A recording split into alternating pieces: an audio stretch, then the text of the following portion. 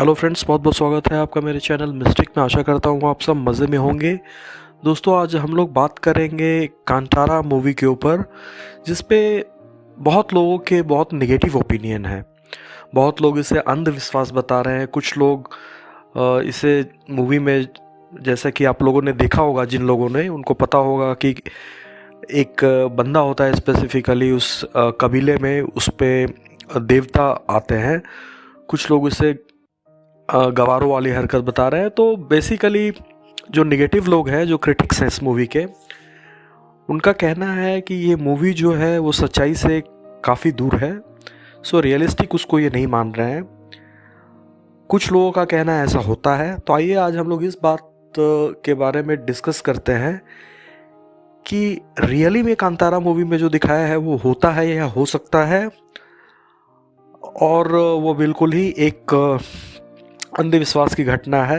अगर ये भी बात नोट करने वाली है कि अगर ये कोई गलत चीज़ होता, ये अंधविश्वास का कोई चीज़ होता, तो ये बहुत ही बचकाना कंसेप्ट था। तब तो चलने का, मूवी चलने का क्या कोई देखता भी नहीं, कुत्ता भी नहीं पूछता इसको। लेकिन इसमें इम्पॉर्टेंट चीज़ ये है, अगर आप में से कुछ लोग तो जानते होंगे, खासकर जो सनातन धर्म से जुड़े हुए हैं, आज भी ऐसे काफ़ी साधु लोग आपको मिल जाएंगे। मैं पर्सनली जानता हूँ। आप यूट्यूब पे सर्च मार सकते हैं, गूगल पे सर्च कर सकते हैं। हिंदुइज्म में एक कंसेप्ट होता है पर काया प्रवेश। पर काया प्रवेश का मतलब क्या होता है? कोई व्यक्ति कुछ कर्म कांडों के द्वारा कुछ मंत्रों का यूज़ करके किसी दूसरे व्यक्ति के शरीर में प्रवेश कर जाए। ऐसा तो एक सच्चा घटना हुआ है, जिसके जो मैं भी जानता हूँ, जो एक सेंट जो इसके साक्षी हैं, वो एक बहुत ही बूढ़े साधु के साथ जा रहे थे। गंगा के किनारे चलते चलते वो प्रयागराज पहुंच गए। उससे भी कुछ आ गए। वहाँ पे जाने के बाद हुआ ये कि उन बूढ़े संत को एक बच्चे का, मतलब 11-12 साल के बच्चे का डेड बॉडी दिखाई दिया पानी में तैरते हुए। उन्होंने बोला कि भैया इसको निकाल के बाहर ले आओ। वो थोड़ा सा हेजिटेंट थे, लेकिन फिर भी वो बहुत, जो बूढ़े थे वो काफ़ी सिद्ध महात्मा थे, तो उनकी बात को मानते हुए वो निकाल के लिए आए। वो डेड बॉडी काफ़ी फूला हुआ था। फिर उसका उन्होंने पूरा बॉडी को साफ़ करवाया, नाक वाक, आँख वाक, सारा कुछ साफ़ करवाया, और भी कुछ जड़ी बूटी दिया, जिससे सो दैट कि जो फूला हुआ है वो थोड़ा सा शेप में आ जाए।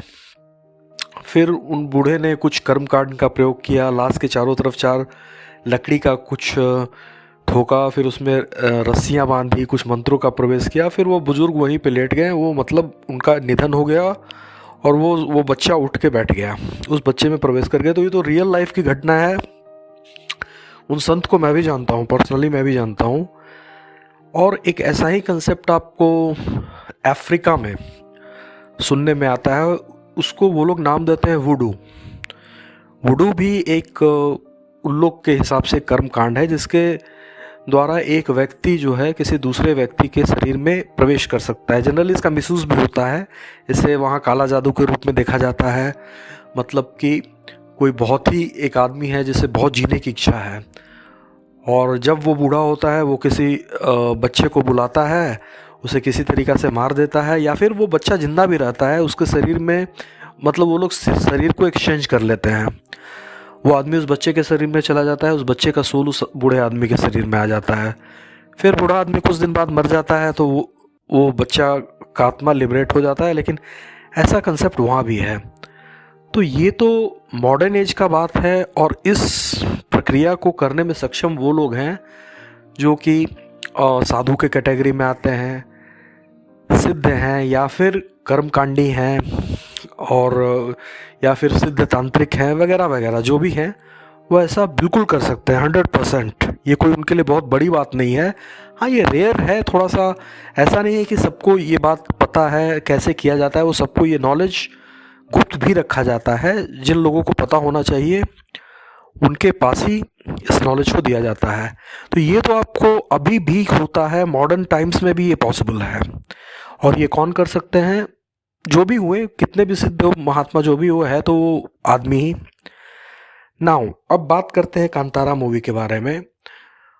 वहाँ ये कंसेप्ट है, एक व्यक्ति के शरीर में देव आ जाते हैं, देवता आ जाते हैं, और वो देवता जो है, देवता या भगवान जो भी बोलिए, या वन देवता हो सकते हैं, एक पावर जो उस पर्टिकुलर कबीले की रक्षा करता है।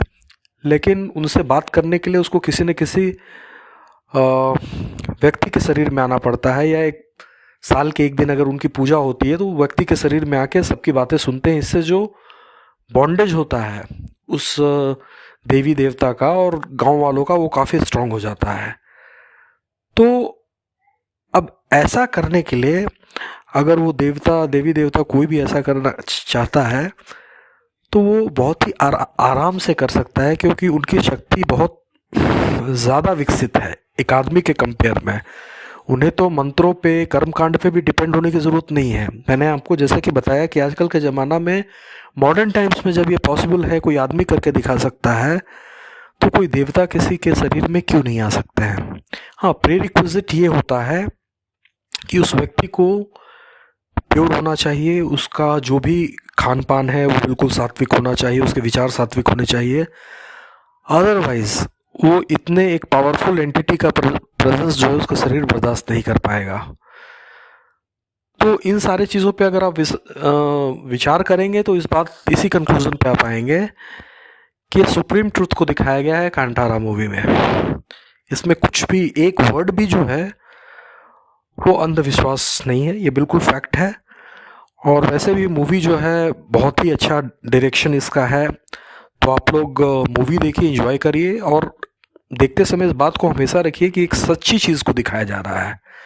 आजकल देखिए, जो भी गांव हो, कबीला हो, कहीं भी लोग उतना स्वच्छ रह नहीं गए हैं। और अभी भी जहां दूर कहीं सुनने में आता है कि श्रीलंका में एक जगह है जहां पे हनुमान जी हर 40 साल के बाद उन कबीले के लोगों से मिलने आते हैं। तो अभी भी जहाँ स्वच्छ लोग हैं, जहाँ पूजा पाठ होता है, जहाँ पे विचारों की शुद्धता है, वहाँ पे अभी भी भगवान को कोई प्रॉब्लम नहीं है। वो आ सकते हैं, किसी के बॉडी में के थ्रू आपसे बात भी कर सकते हैं। That is very easy task for him, कोई बड़ी बात नहीं है।